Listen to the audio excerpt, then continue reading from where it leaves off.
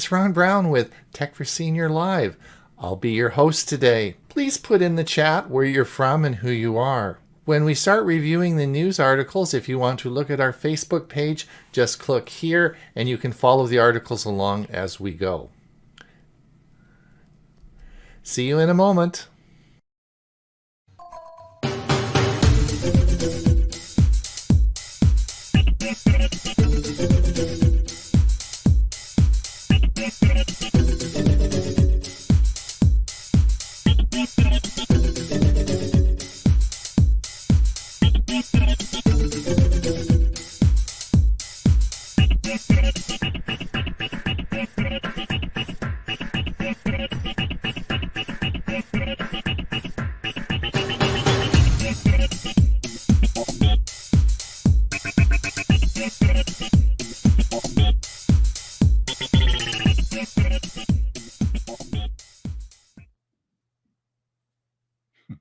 Good morning, good afternoon, or whatever time you zone you're in.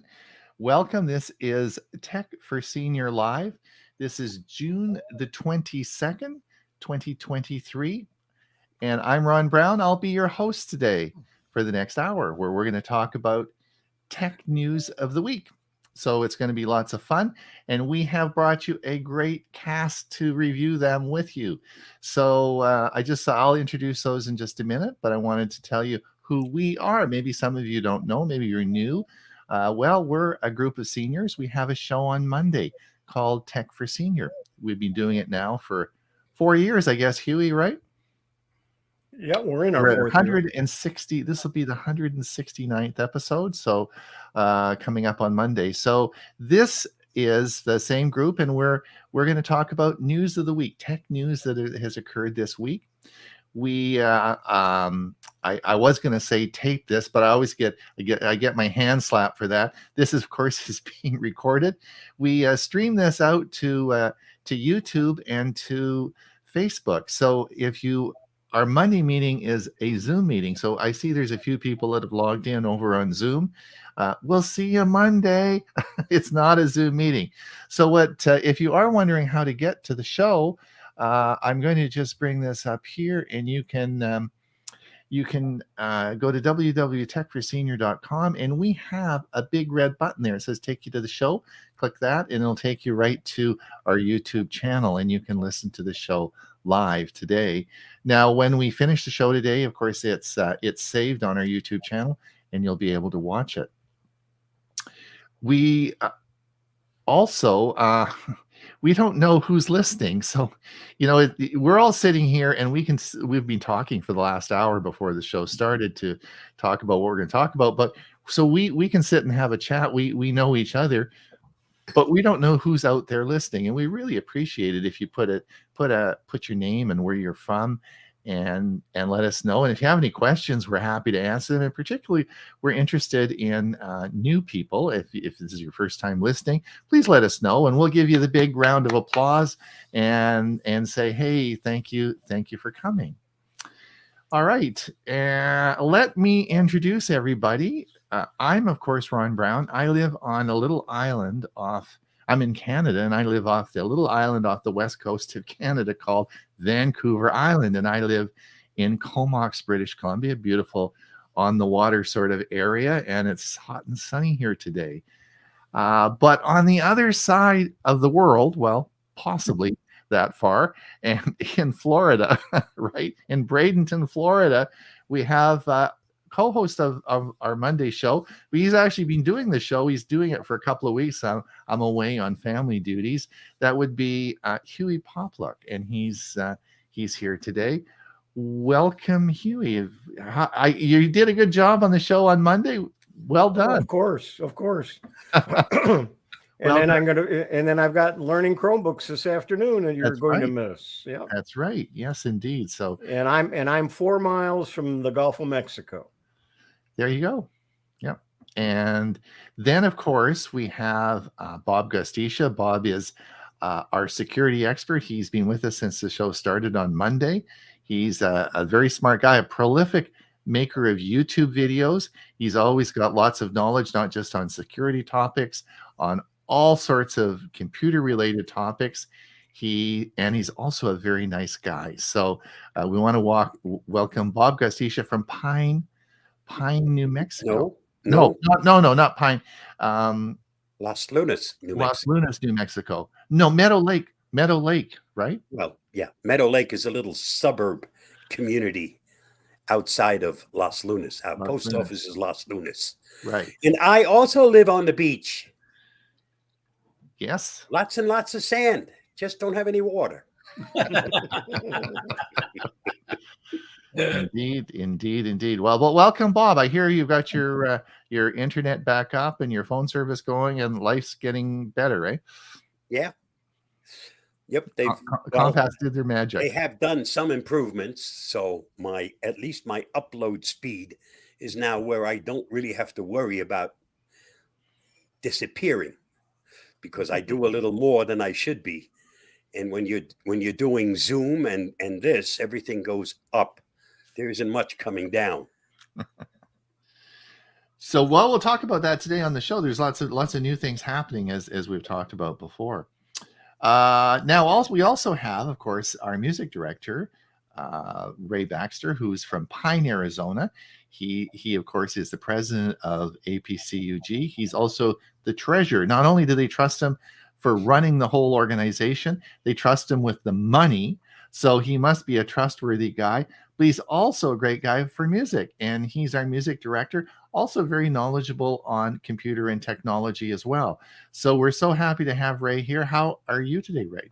I'm doing fine. Thank you very much for asking and for your nice introduction as always. I can tell you that I'm a little bit different than the others. I live up in the mountains, lots of big pine trees and others here, but the weather has been an ideal June. Normally, in the last 10 years that I've been here, say that June has been the hottest month of the year. Mm-hmm. Not this year. It's been just a beautiful, every day in the 70s, maybe it hits 78, but the forecast next week is going to change. So, yeah, but so far it's been beautiful. Mm-hmm. All right, that's great. Well, this is the group we've assembled to talk about the news of the day. Is there anyone listening to us, Huey? Yeah, actually, we've got a couple of people out there. Do we? All right, let's have a look and see. No, not do we. Ed says Central New Jersey, 63 degrees. Welcome, Ed. Steve Powell from Kirkland, Washington, 57. That's going to warm up. 57 degrees and overcast. It's going to get warmer. Gene says PA is Pennsylvania, right. 57 degrees and light rain. Jolin's here. Please remember to hit thumbs up button. Thanks, Jolin. Is Jolin going to be there for learning Chromebooks? Is she going to help? Yes, she is. Yep. Yeah. Jolin usually. Jolin is she's a techie of tech. She does daily tech work at their computer club. She often helps us with our Learning Chromebook series. And so we thank you so much for all the work you put in and your dedication. That's she's the one we go to when we want to. That's right. We got a problem. We always ask Jolin. She figures it out. So yeah, that's great. Dick Vogel, good morning. Yes, good morning. Bernard, Sterling Heights Computer Club, Detroit, Michigan. Mike Lehman from Moncton, New Brunswick. Well done. Hello there. Gerald Smith, 58 degrees in Seattle, sunny today. Betty, hello from Clearwater, Florida. Hello, Betty. And Jolin, greetings from the FB side. Facebook side. Oh, Facebook. Oh, you're over on Facebook. Yeah, you can see the F by her name. Oh, that's cool. Yeah. Murray is also on our Facebook side. Murray, good morning from Victoria, BC, where it is a beautiful sunny day. It is. Yes, it is indeed. Jeff says cloudy, 64 degrees in Long Beach. Sally Ann from Kirkland, Washington, warmer weather coming soon. Yes, it is. All right. So we do have some people listening. I guess we should get on and do some work, eh? We should probably do some news. Well, today, to start with, I wanted to go over an article that came out this week, and I thought it was a good talk because last week we talked about 57% of all cell phones in the United States are, of course, iPhones. All right. So we also, so this week I wanted to talk about Android, but I wanted to talk about the Play Store. And this article came out, and Bob's talked about it quite a bit. Android spyware camouflaged as VPN chat apps on Google Play. Now, I guess what I wanted to talk about was how we decide if in the Android Play Store there are apps that are safe and not safe. Like, you have to be careful. I think we all agree, probably on the Apple side, Apple does a very good job on vetting all these prior to them going out, whereas on the Android side, it's sort of, they get published and then they sort of get scrutinized later. Bob, is that sort of how it works? Is it sort of somewhat? Somewhat. And you also have more people on the Android side who do things they shouldn't be doing. Yeah. If there's a way to put something on that phone, they're going to find it, and that's not the right way of doing it. That's right. So I thought in our first little article that we would maybe go over briefly some things that that you should look for if you're looking in the Android side and you're in the Play Store.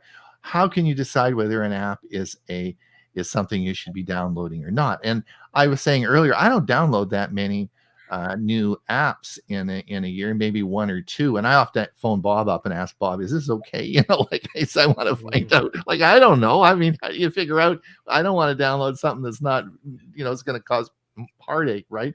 So I wanted to look today and maybe give some tips on things that might be helpful. But as Bob has always said, you should not sideload apps into your Android phone, right, Bob? Correct. And if you sideload them and you go outside the Play Store and directly download them onto your phone, you could be in big trouble. And that really is a lot of the difficulties we have. So let's look at, I've got a few points. We can go through them fairly quickly so we don't belabor this, but I wanted to come up with this and so everyone could have a look at this. The first one is, one of the key factors in assessing an app's safety is the reputation and credentials of the developer. Investigate the developer's name, previous work, company information. Established developers with a positive track record are more likely to prioritize user security and provide reliable apps. So that's something, Bob, we should look at. What do you guys think about that? I think that's probably, if it's from Microsoft, it's probably okay, right? I like to look at bad reviews. I don't ever want to see good reviews because most of them come from the company anyway, or Right. people who are enticed to post good reviews. So I always look at the bad ones. And if I see enough bad ones, it's something I stay away from. Well, And I was looking as at, it said in there, reputation of the developer helps, or reputation of the company that puts out an app is Exactly. helpful. Right. yeah, I was looking at one app, and under the reviews, it said there were 177,000 reviews. So I would say that there's probably a lot of people using it. And then when I did look at it, it was over 10 million users. Probably not a bad a problem. There's probably not a problem with that particular one. All right. So then let's talk about ratings and reviews. User reviews and ratings are invaluable sources when gauging an app's safety and quality. Browse through the comments and consider both positive and negative feedback. Be cautious of apps with an excessively low average rating or a significant number of negative reviews, as they might indicate poor performance, security issues, or deceptive practices. So that's something we should be looking at when we do go through there, right? And when you look at reviews, if you happen to notice there's a lot of reviews within a very, very short amount of time, somebody's pushing those reviews. Something to look out for, something to stay away from. Right. Yeah, the Okay. reviews, though, You you know, should you get good reviews all throughout the life of the app. Okay. Yeah, you have to consider that bad reviews could be coming from the competition and good reviews could be coming from the employees. Correct. So Okay. just be careful as you read them. Permissions and privacy policies. When installing an app, review the permissions it requests.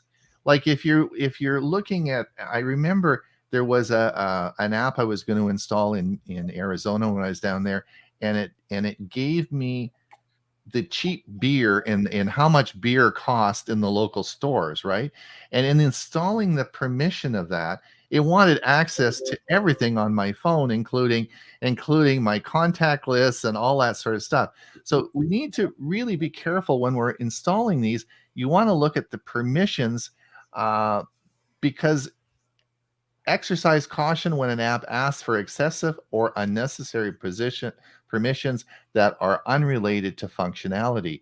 For example, a calculator app requesting access to your contacts and messages should raise red flags, right?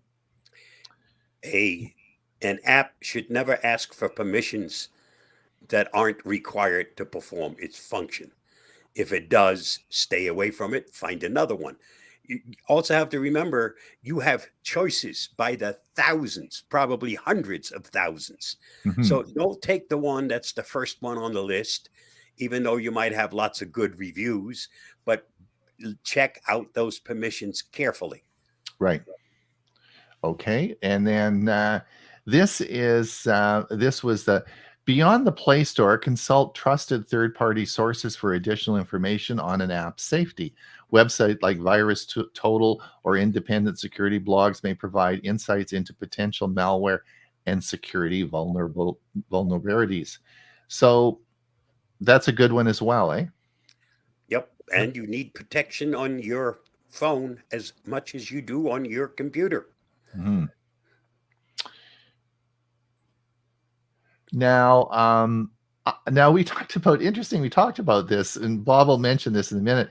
Regular updates are essential for maintaining app security. Developers who actively release updates demonstrate their commitment to fixing bugs, addressing vulnerabilities, and enhancing overall app performance. Avoid apps that have not been updated or considered periodic or lack of developer presence. So you told me earlier, Bob, about an app that had no updates for a whole year, and then all of a sudden there was an update, and it turned a good app into a bad apple. Okay, so it was okay when you put it in there. You have to be careful. In essence, what happened on that one is the owner changed, or the person who originally made it sold it to somebody for some money, and that new person came in and they added some code to it that made a perfectly safe app into something that was collecting data that it should have no right to collect. Wow. All right. Now, then this is interesting because consider installing apps that have been officially verified by the Play Store.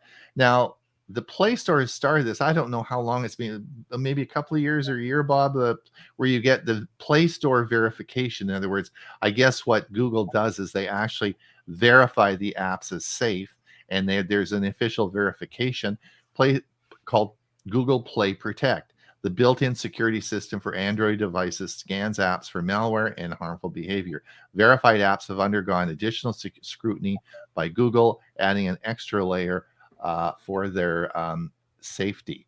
So if you are looking on the app in the App Store and you see verified by Google, and you'll see that as a stamp on the app, then I guess that's probably safe then. And you'll see that more on newer apps, because this is something that was reasonably recent addition. Yeah, one of the things too with the Play Store, it wasn't too long ago that Google actually wiped out about, I think it was 55,000 apps that either were problems or suspicious or just didn't meet the standards. Right. But they were already there and people were using them. And the one that gets me all the time is the VPNs. You know, there's a lot of shady VPNs that are in the Google Store, and they just wiped out a bunch more each year. They do the big round them all up and kick them off. So you have to be really careful, particularly with VPNs. VPNs, if you're looking for a free one, you have one that comes directly from Google. Right. Okay. If you have Google's one of their paid services, yes, it's not the greatest, but it is secure and it does Mhm. the job. You Mhm. can't choose where you'd like people to think you're located, but it does secure the information. Mhm. It does what a VPN is supposed to do. Outside of that, if it's free, it usually isn't something you That's want right. You don't want it. because they are getting their money's worth. You're not. That's right. Okay. Huey, any comments on that before we get to the Well, main let's news? go through everything that's out there. Okay. Steve says, Bob and Ray, how are the eyes? Looking Yeah. good. Oh yeah. Except that I do need these cheetahs, they're called, and but money was no object. I got these for $1.25 at the dollar store. Yep. Mike Ungerman, he's a regular contributor on our show on Monday. He talks about solar power and EV cars. And he's saying fighting AC today, not a good to have failure in Florida in the summer. Are you not having lots of Oh, solar no, he's having No, AC his air failure. conditioner problem. Yeah, air conditioner? that's the wrong place to have air condition So, problems. so the Oh, yeah. solar problem, so your solar isn't going to solve your problem if your air conditioner isn't working. I guess that's the point, That's isn't it? exactly right. Micah always sits on the show on Monday and he sits under his solar panels and smiles as they're filling up his car. So he always has a big happy face, right? So maybe it's not so happy today, right? He might have to crawl in his car to cool off. Maybe he's got to run his Yeah. car. Yeah, that's right. Jolyn says, such good advice, guy. Thank you. Murray says, I'm looking forward to the learning Chromebooks later this day. I'm currently running 115.0.5790.30. That's a test one. All right. Bob Baxter, Bellevue, Washington, 60 degrees, heading for 76 Fahrenheit today, and then 80. Yeah, it's going to warm up.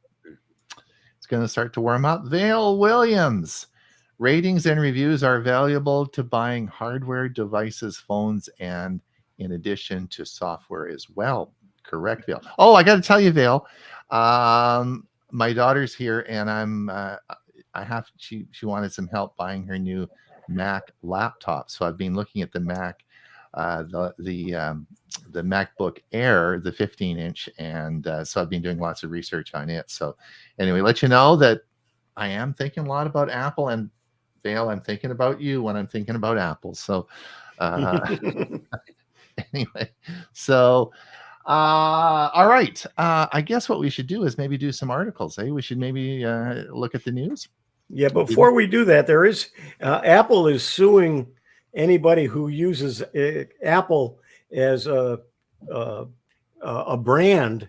Right. They're trying to make it so only they can use an Apple as a brand and a graphic. Yeah. And there's a company that's been growing apples for years, and they're being sued, and they may end up having to give up showing pictures of apples, even though they're an apple orchard. Let's face it, the apple you eat has been around a lot longer than the Apple computer. Correct. Yeah. In essence, Apple stole that from the fruit. Yeah. Somebody took a bite off an apple. That didn't exactly fare well to them either. Yeah, I'm interested to see how this all turns out, Huey. I think there's a few articles out that we're going to look at today on that, but it's it'll be interesting to see. All right, let's just before we go there, if I can let everyone know that let's come up here and we'll come over here, and if you want to follow us along on our Facebook page, this is where all the articles today we're going to talk about. If you want to pop over there, I'll leave that up for a moment, and you can pop over there and follow the articles as we review them. Let's just get going here. Let's share the screen, and we'll share this. And let's see if I can make this bigger. Well, let's get rid of this first, and then we'll see if we can make this a little bit bigger, which I think we probably can do.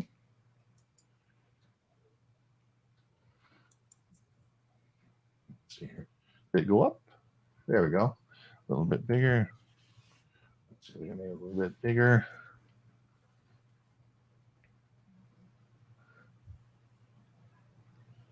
And let's refresh it and see if anyone. Ray, did you sneak something in here? Yeah, he did. I don't sneak. I just Aha! There you go. schedule my. Let's see if we can make this a little bit bigger. Let's see. Here we go. Here we go. There we go. All right. Well. Look at this. Ray got the first article. Well, take it away. All right. Well, this is an interesting article. This is saying it's posing the question. Let me put it that way: is Android more intuitive than iOS? So this is a study published by a site that specializes in smartphone comparisons, and they've come to the conclusion that Android-based phones are more intuitive or easier to use than an iPhone. And they used various kinds of Google search data and to compare the two operating systems for people looking up common tasks on a frequent basis. So, they could include factory reset, software updates, screen recordings. Depending on the phone you use, you may agree or disagree. But I thought it was an interesting comparison. There you go. There you go. Although 57% of people in the United States use iPhones. But in the world, Android is much larger than iPhone. That's true. That's true. Probably in most of the other countries, Europe, it's about 30%. All right, let's come down here and go ahead. This is a trip down memory lane.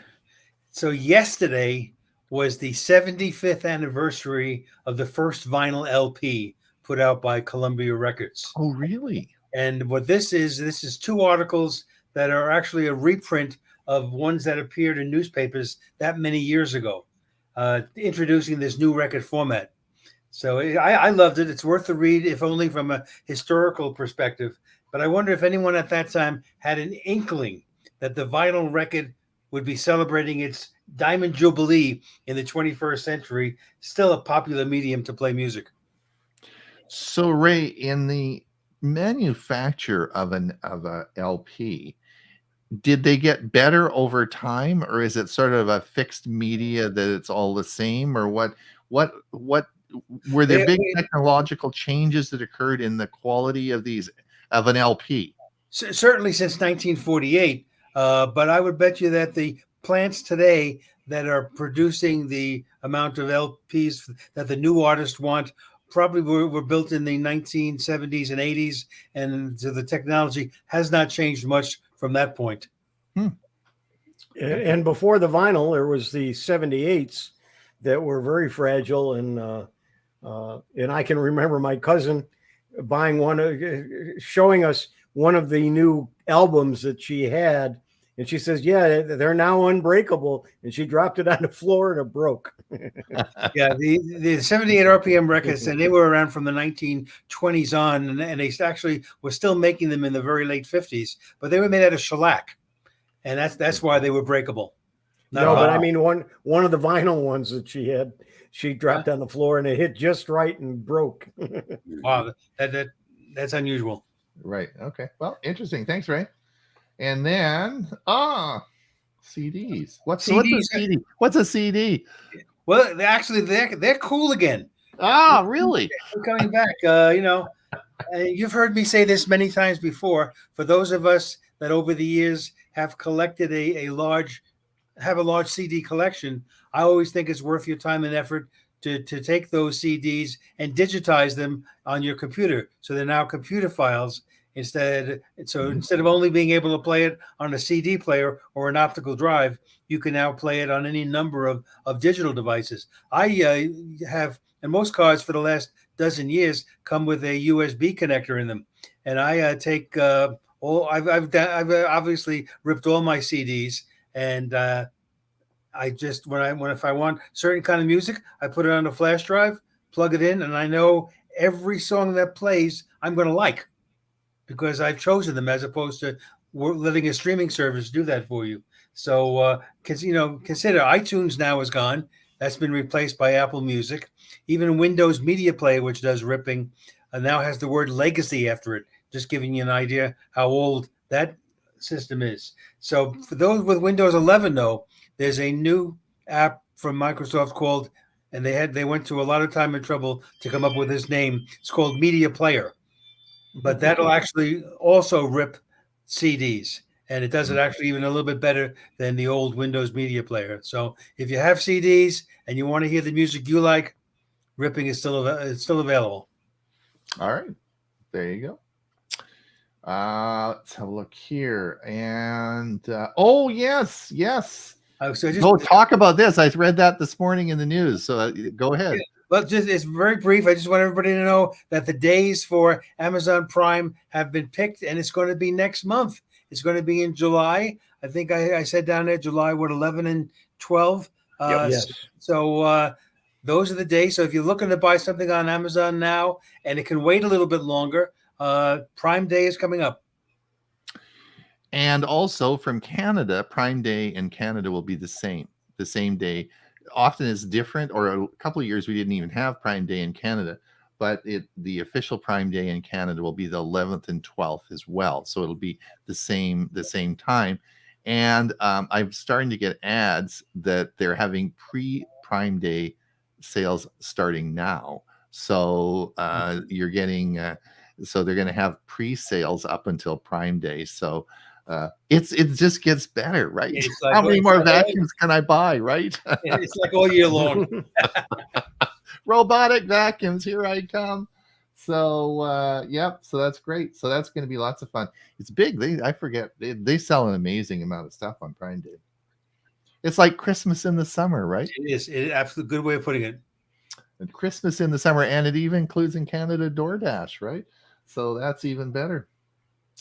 All right, let's come down here. Right, so this is an article that came out this morning.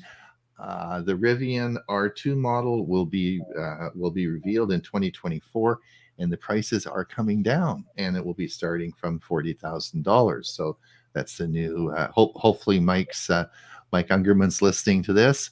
I can't believe. I think was he going to buy a Rivian? He was looking at Rivian, wasn't he? I thought he was. No, it's another. No, I forget the name, but it's another name. It wasn't Rivian anyway. Anyway, 20. So anyway, that's interesting. So I thought that's so they're getting production ready and they're going to go.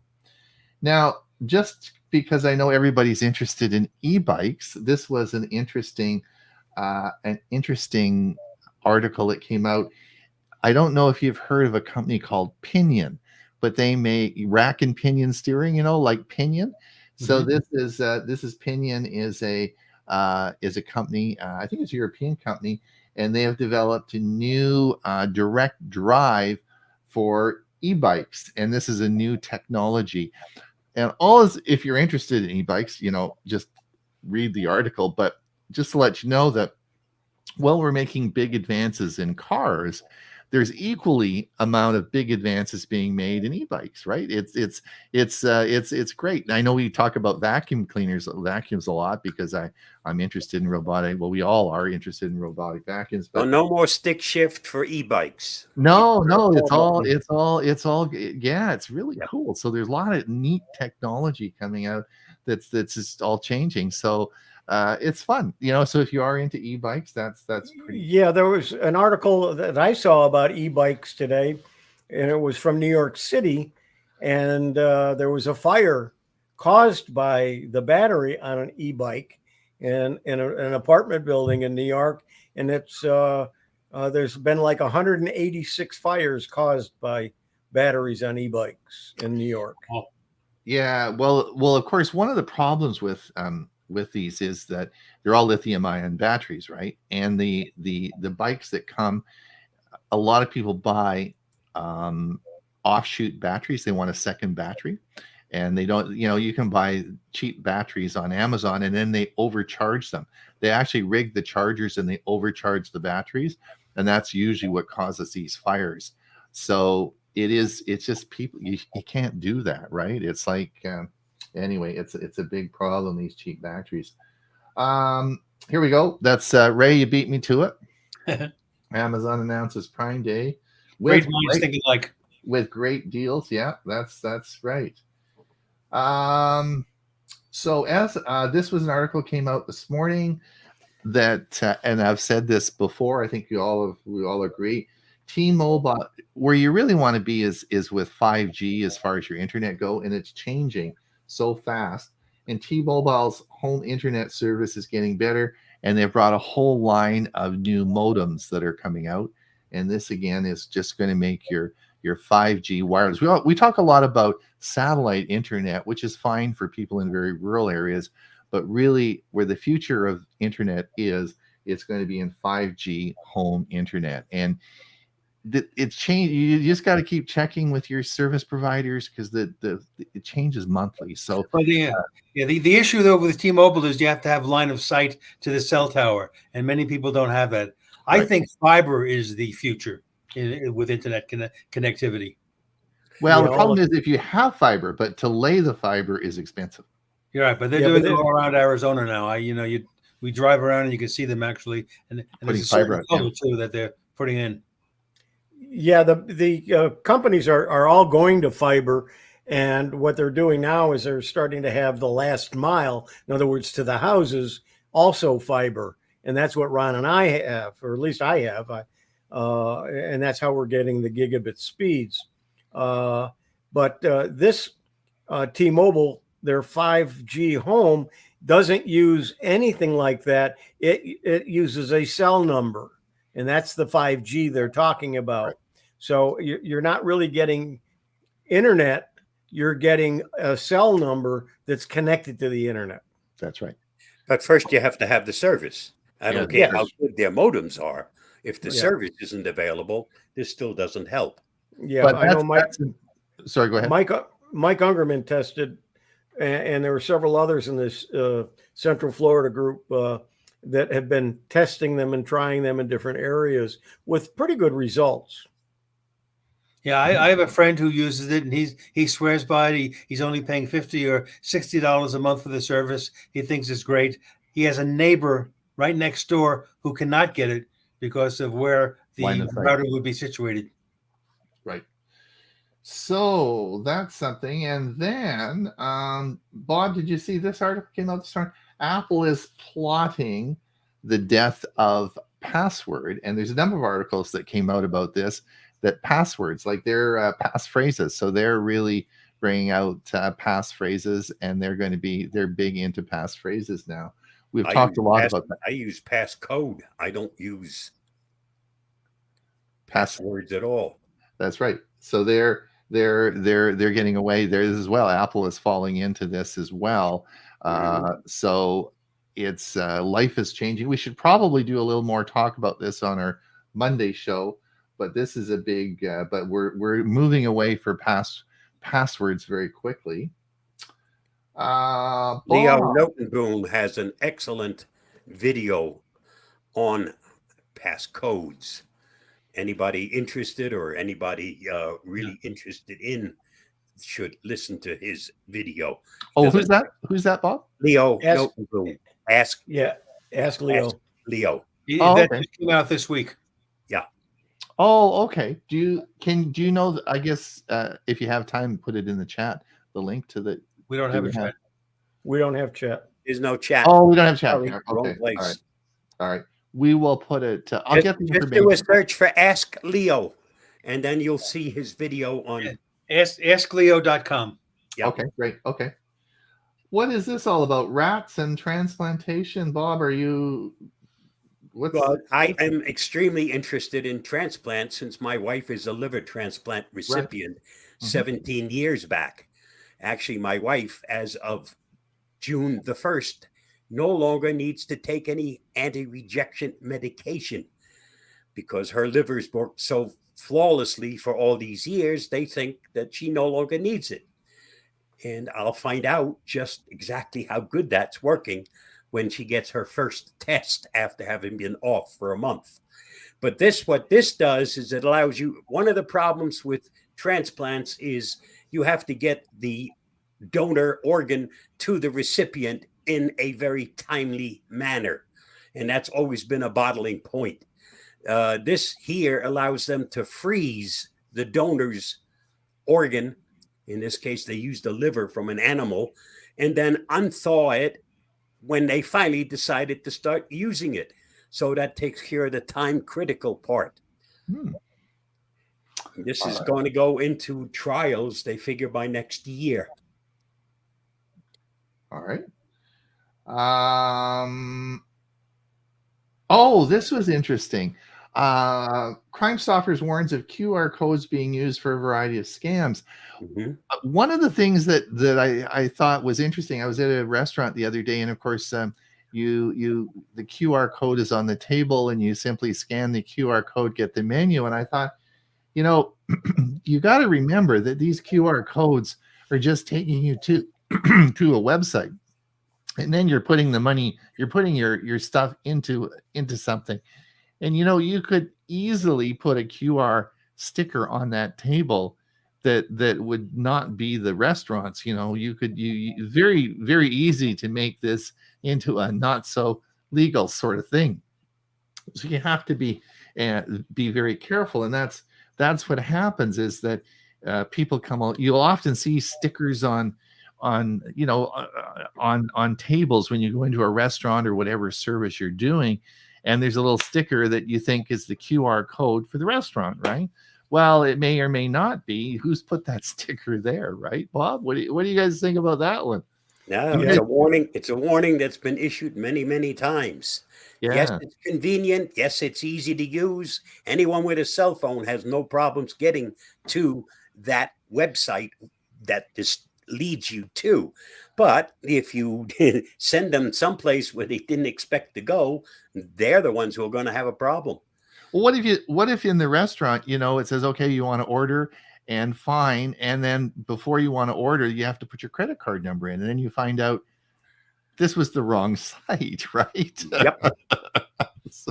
So lots of problems. So be careful of QR codes. That's all I wanted to point out in this article is that just because it's a QR code doesn't mean it's safe. There's nothing safe about a QR code, right?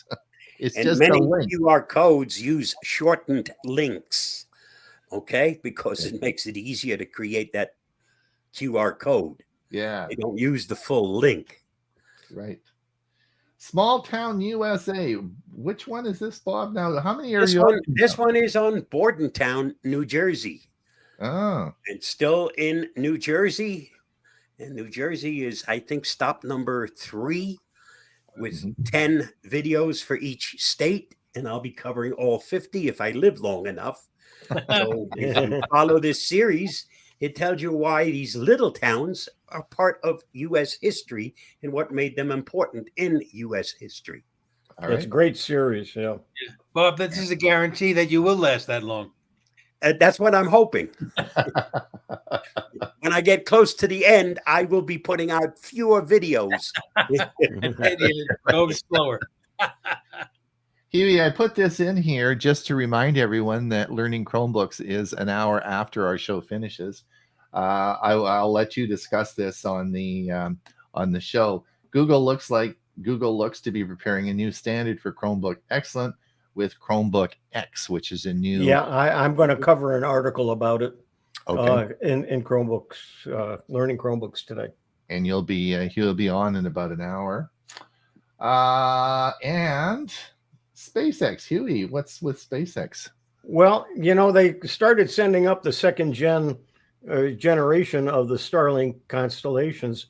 The satellites are now second generation, and they started beaming data from that second generation just this past week. Oh, okay. So it's faster? Is it going to be faster? Or It's going to be faster, and it's going to cover more, I believe. And so they don't have to put as many up to get the kind of reception that they want. And so they're now in the second generation. I follow some YouTube channels of people who sail around the world with their families, and they have YouTube channels. And wow, they have Starlink, and it's just so to change their lives totally, you know, because they have the instant connection to the internet. They can produce their videos while they're sailing, instead of having to wait until they get to port. That's right. Yeah. Yep. Huey, maybe we should have a quick look and see if anyone's got any questions or anything. Okay, let me go back over to StreamYard. I've been on Facebook. So let me see where we left off. Um,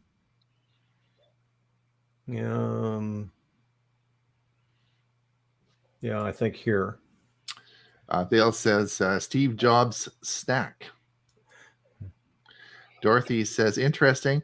I'll try to buy a CD reader burner as my PC didn't come with one, as with some of our members as well. They're not expensive. I think probably $30, $40 and you can get even $25 you can get a nice basic DVD or CD ripper. If you want to go Blu-ray, those are more expensive. I purchased a Blu-ray burner and reader, and that was about $80. Right. John says, Ron, you missed the article about Dropbox AI. Please review. Did I miss an article? Yes. Oh, okay. We'll go back to that. Thanks, John. We'll go back to that. Dropbox AI. Yeah, we can do that. Mike says, Fisker has just started deliveries in Europe, and the first 24 were flown by 747 this week for U.S. deliveries. I'm waiting until 2024-5 for the Fisker Pear small SUV. Yeah, that's the one he has the picture of on his image on Mondays. Very good. Well, Mike, Vale says, I have a 5G Netgear modem that uses T-Mobile, which is my backup router for my network. That's it. That's it. All right, I got to go back and find Dropbox. So where was it? How did I miss it? At the beginning, right after Raise. How did I miss that? Right after Raise. Yeah. Okay, let me go back up here. Okay, there's mine. So see if it's after mine. It's right. 1, 2, 3, 4, and then after that is let's see.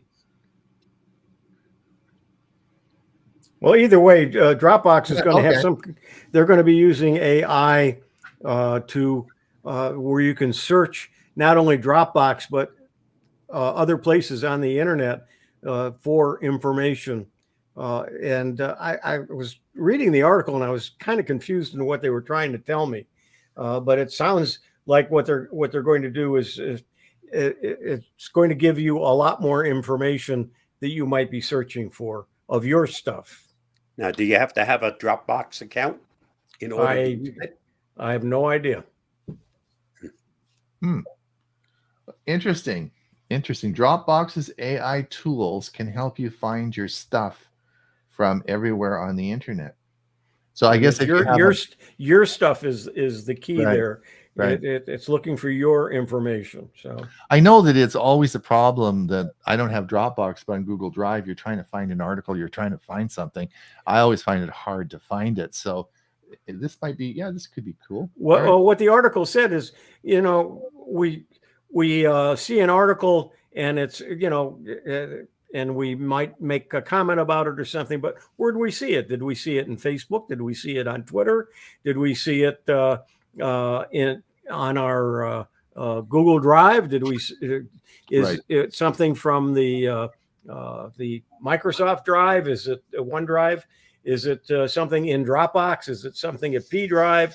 You got stuff located all over the place, and I have the same problem. Where did I read that? Where did I see it? Or where did I store it? Most of the stuff I put in Evernote, but sometimes I miss it, or sometimes I just don't get it into Evernote, and then I can't find it again. Mm-hmm. So this is supposed to help you find it. This is yours as well, Huey? Which one's that? The Chat GPT, Bard, Bing, 40,000 people voted for the best. Oh, yeah. It's just an article, which one and what the results were. So it's from PC Magazine, and they talk about Chat GPT, Bard, and Bing. And I use all three of them, and what do various people think are the best. Okay. You put in, everyone's put in Amazon Prime Day. Yeah, but I apparently I beat you all. I didn't put it in at all. We are all excited about this. That's the thing that I like about it. We're all going to be buying stuff. That'll be a good show. That'll be maybe our next show. What are you going to buy on Amazon Prime Day? Hold off if you can. Yes, phasing out. Same article, I Yeah, guess. the same article. Yeah, I was on earlier with it. Yeah, phasing out passwords. So, thank heavens, it'll be a blessing.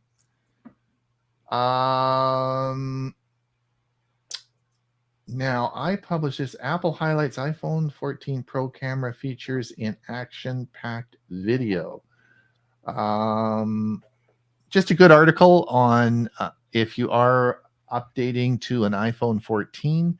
My daughter and husband just bought iPhone 14s on their way through Canada to their new posting, and they like them. And so I thought this is a good article on all the new features. And I must say, she took a few pictures of me with her new iPhone 14, and it made an old person look really good. So I'm all for their camera. Google Chrome on iOS will let you search with just your camera soon. This is sort of interesting. Do you guys see this? So No, I didn't. you're actually going to be able to, if you're using Chrome on an iPhone, you can actually search with just your camera. And I thought that's sort of cool idea. So you don't have to keep flipping into your camera and out. So I thought that's interesting. Ron, so I do that now. All I have to do is hit the what's it called? Google Lens. Google Lens. Yeah. Right. Yeah, we got a package yesterday from something I ordered that came from Germany, and the instructions for this food that I ordered are in German. And my wife says, "Well, oh, that's nice. So how do I cook this stuff?" And I said, "Well, my German isn't that good anymore. I don't remember everything." So I simply took out Google Lens. Really? And that automatically starts the camera. I took a picture of the instructions in German, and then I hit the button that says translate. And there is everything translated. And then I could just simply copy that information to wherever I wanted, printed it out, whatever. It is so easy. Right. It doesn't matter what language it's in, because Google has, that works on several hundred languages. Yeah. That's a common one. So it just translated it. But just like, snap of a finger, it was in German in 1 second. And as soon as I hit the button that says translate, it was in English. Right. And I do know enough German to realize that, hey, it does one heck of a job in translating. Now, the modern other thing, technology. Look how many people put out of a job.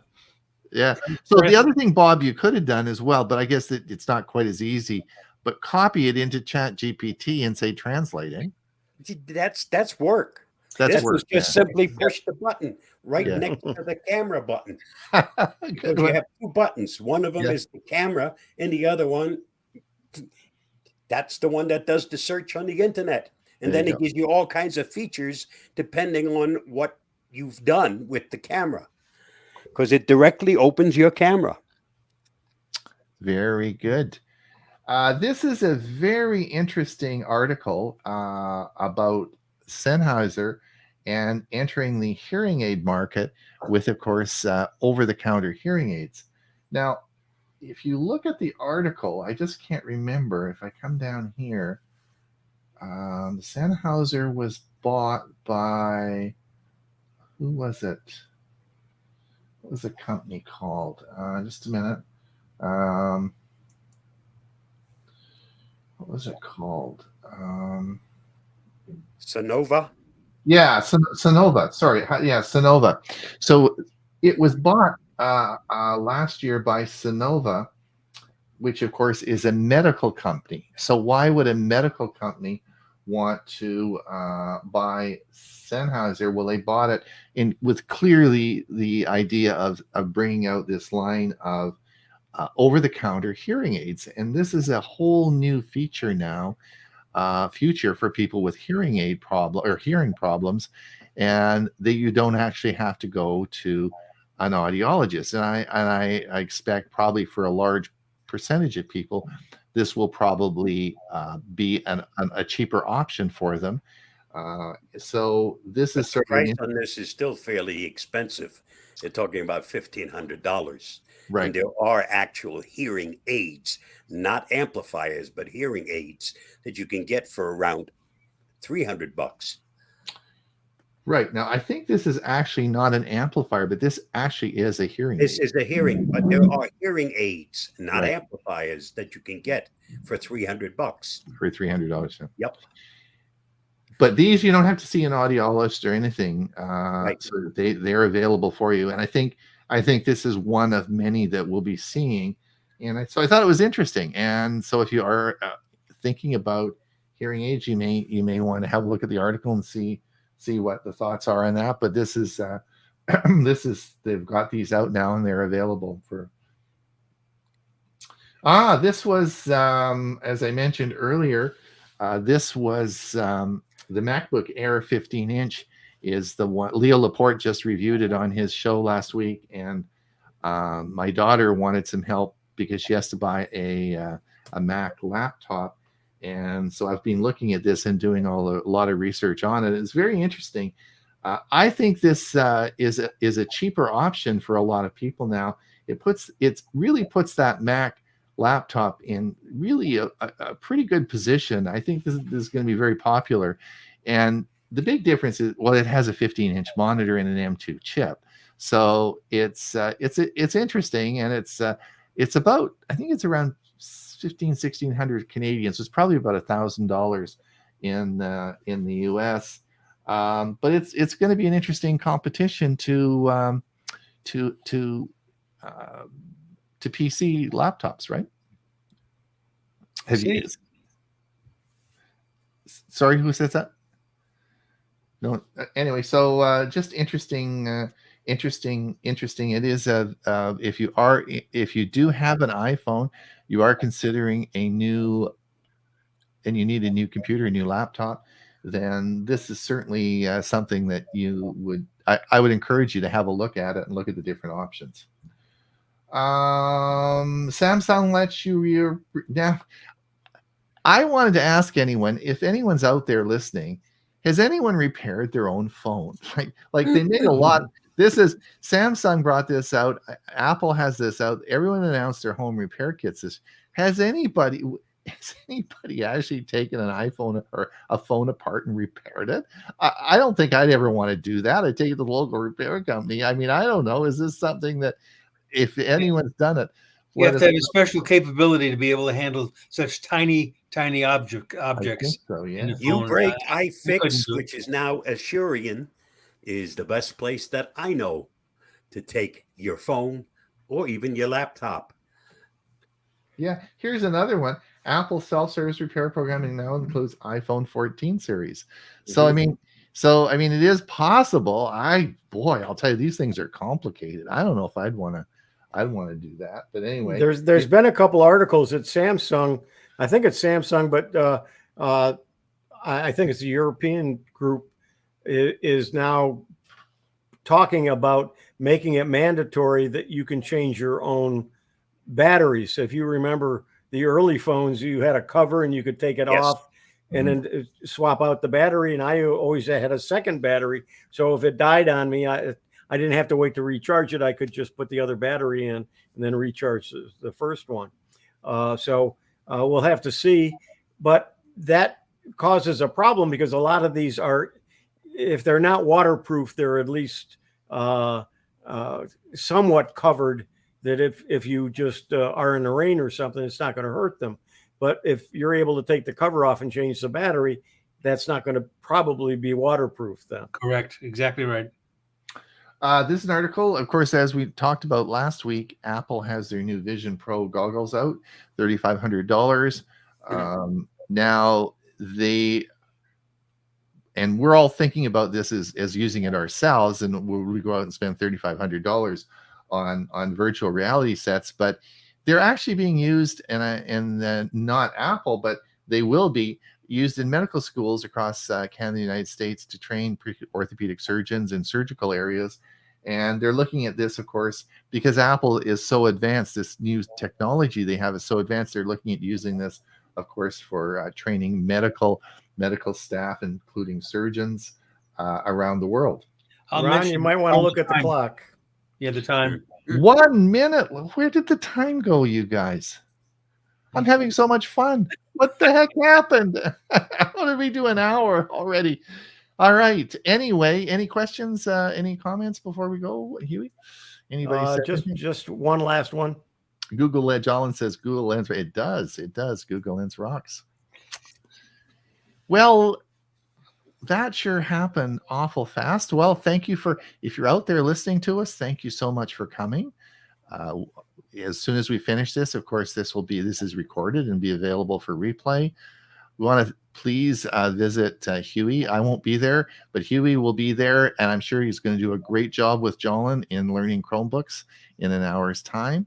Half an hour, right? And a half. Well, yeah. Well, I'll open the doors in a half hour. Yeah. In half an hour. And then of course the Monday show. Big show on Monday. So he'll be doing that. Yeah, we got a big show planned. A big Really big show. Really big Monday. And then it'll be another week will go by and we'll be back here, same time, same place next week, doing all the news of the week. Thank you for coming, you guys. And hopefully everyone has a great day. Until we see you again in a week's time. Bye-bye. Bye-bye. Stay safe. Bye, everybody.